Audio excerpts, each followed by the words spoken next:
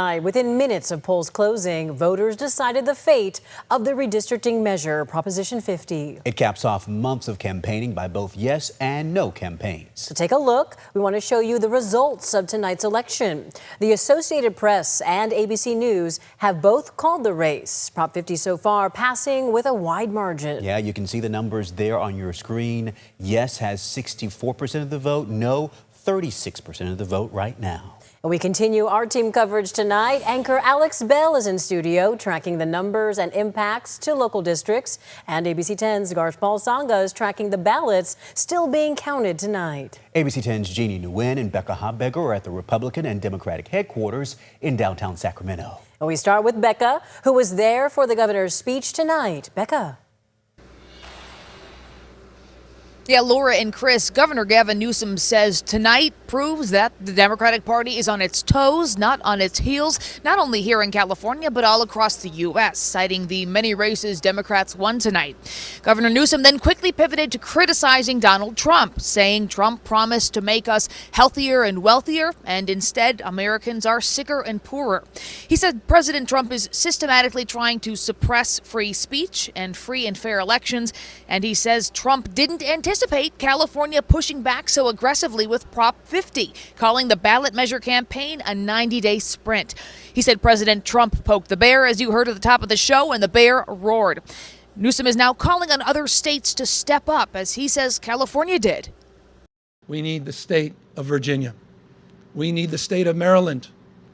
We need our friends in New York, in Illinois, in Colorado. We need to see other states with their remarkable leaders that have been doing remarkable things meet this moment head on as well, to recognize what we're up against in 2026.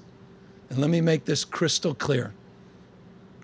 We can de facto end Donald Trump's presidency as we know it the minute Speaker Jeffries gets sworn in as Speaker of the House of Representatives. It is all on the line.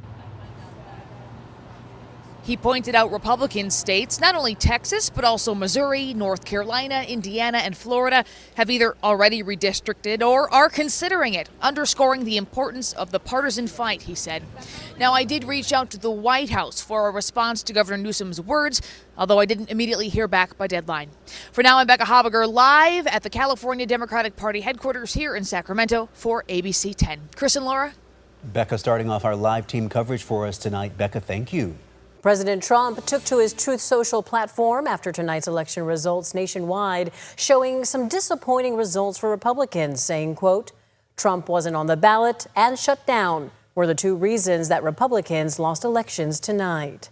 Over at the California Republican headquarters, Prop 50 was a loss they expected. But as ABC 10's Jeannie Nguyen explains, they still plan to continue their fight.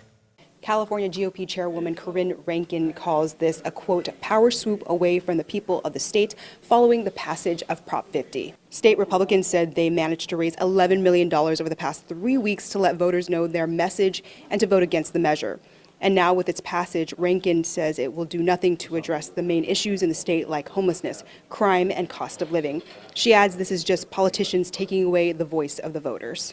The passage of Prop 50 tonight takes that power away from the people of California. We have fought for almost 2 decades here in California to not only create our independent redistricting commission, but to keep our independent redistricting commission. Rankin called Prop 50 a bait and switch and compared it to Prop 47, which was passed by voters in the last election to address crime. Now Rankin says the California GOP will continue to fight and that this isn't over for Republicans here in the state. Live at the California GOP headquarters in Sacramento, Jeannie Nguyen, ABC 10. Jeannie, thank you. Meanwhile, Congressman Kevin Kiley in District 3 is also responding to the passage of Prop 50 tonight. The Republican has been a vocal critic of the proposition, and introduced legislation in Congress to stop mid-decade redistricting nationwide. He says a race to the bottom hurts everyone. I believe fighting fire with fire burns everything down. With California's new gerrymander, the redistricting arms race has no end in sight. North Carolina, Missouri, Indiana for Republicans, Illinois, Maryland, Virginia for Democrats. And to what end?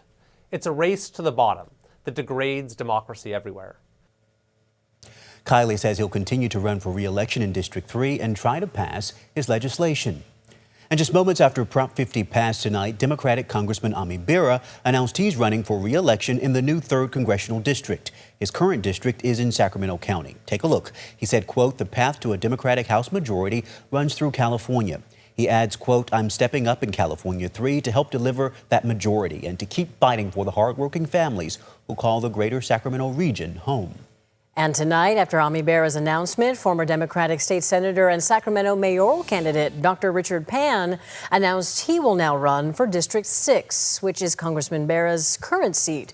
Dr. Pan originally announced he would challenge Kevin Kiley in District 3.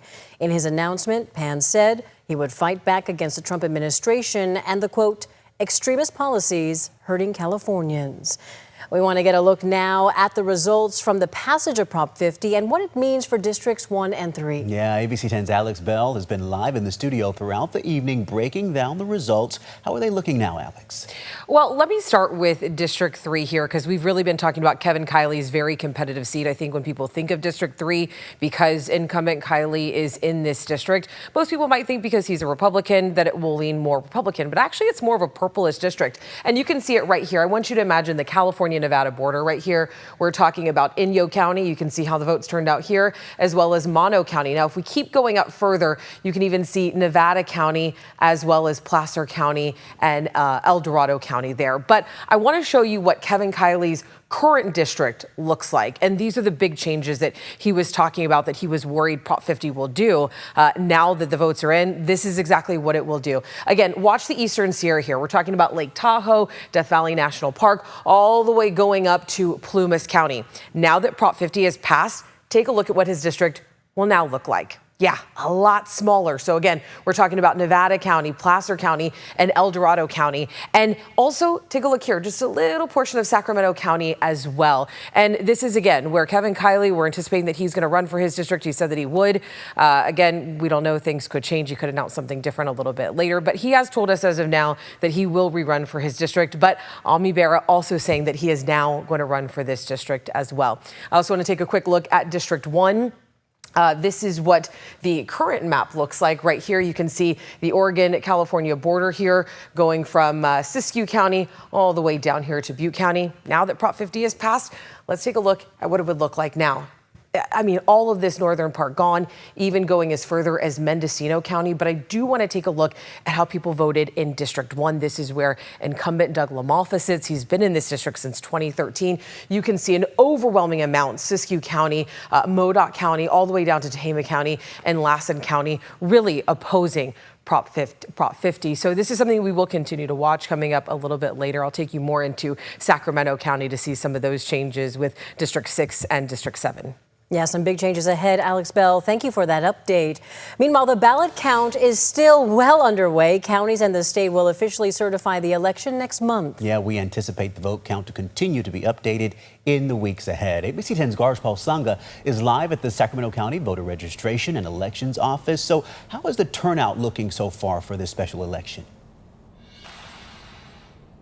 Yeah, Chris and Laura, Sacramento County tells me the turnout for this special election for them was 40.5%. Especially with special election, you never know what you're going to get, but the county tells me they're pleased with where things are at. So the votes from the vote centers and also the ballot drop boxes have been arriving at the county. And as of tonight, a lot of the process has wrapped up, but we do have video of when those ballots first arrive. You can take a look at that on your screen. Now, workers sorted ballots, separated out of county ballots to send back to their home counties, and each envelope signature is photographed and verified against the voter file. Verified ballots go through the sorter again, which slices them open for workers to remove the ballots. Now, the county says around 371,000 total ballots were returned, and the last batch to drop, which was around 10 p.m., says 277,000 ballots have been counted.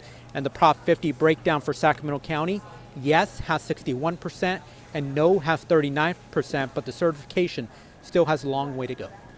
We won't have a complete picture of the results until we certify, because it does take a long time. We do allow same-day voter registration here, so we count all the ballots that we have, then we process the same-day voter registration, so we get a little bump from that as well. And a lot of people wait to mail in their ballots until Election Day, so we could be receiving those up until later this week, maybe early next. And so the final certification deadline is December 2nd, and we're expecting each batch, the next batch rather, for election results from Sacramento County to drop around 2 a.m. Then starting Friday until the certification, the regular update should be coming out on Mondays, Wednesdays, and Friday. Reporting live from Sacramento County, I'm Garjpal Sangha, ABC 10. I always love seeing that behind the scenes look. Garjpal, thank you for that update.